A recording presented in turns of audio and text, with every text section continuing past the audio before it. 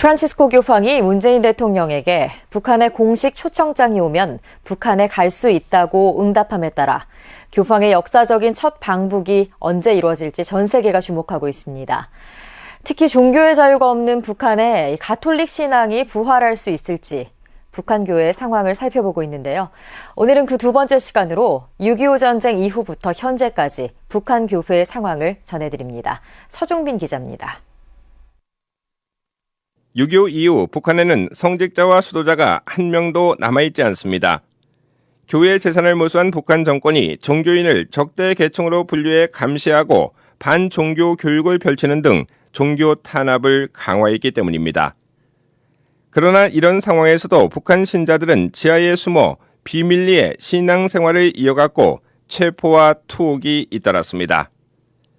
박해와 순교의 전통을 가진 한국 천주교답게 북한 신자들은 정치, 경제, 사회적 어려움 속에서도 신앙생활을 포기하지 않았고 자녀들에게 신앙의 유산을 물려줬습니다.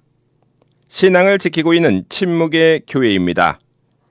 40년 가까이 외부와 단절돼 있던 북한 교회가 모습을 드러낸 것은 1988년 6월 조선천주교인협회가 결성되면서부터입니다.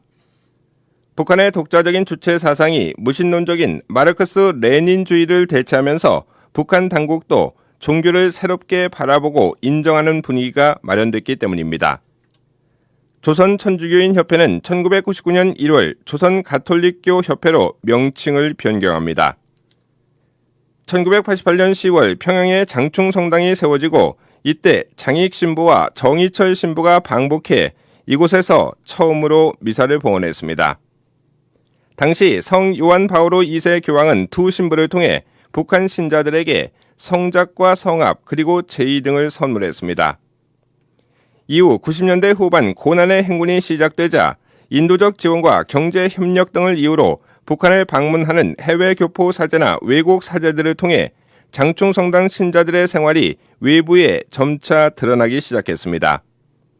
또 북한 교회에서 만든 교리서와 기도서도 국내에 입수됐고 조선가톨릭교 협회는 중국 그리고 일본 가톨릭계와도 교류를 시작했습니다.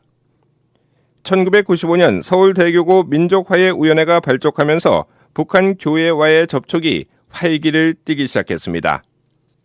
특히 1998년 당시 민하위 위원장인 최창모 대주교가 고위 성직자로서는 처음으로 북한을 3옥 방문하기도 했습니다. 현재 북한에는 사제와 수도자가 없고 장충성당 한 곳과 북한 전 지역에 3천여 명의 신자들이 있는 것으로 알려지고 있습니다.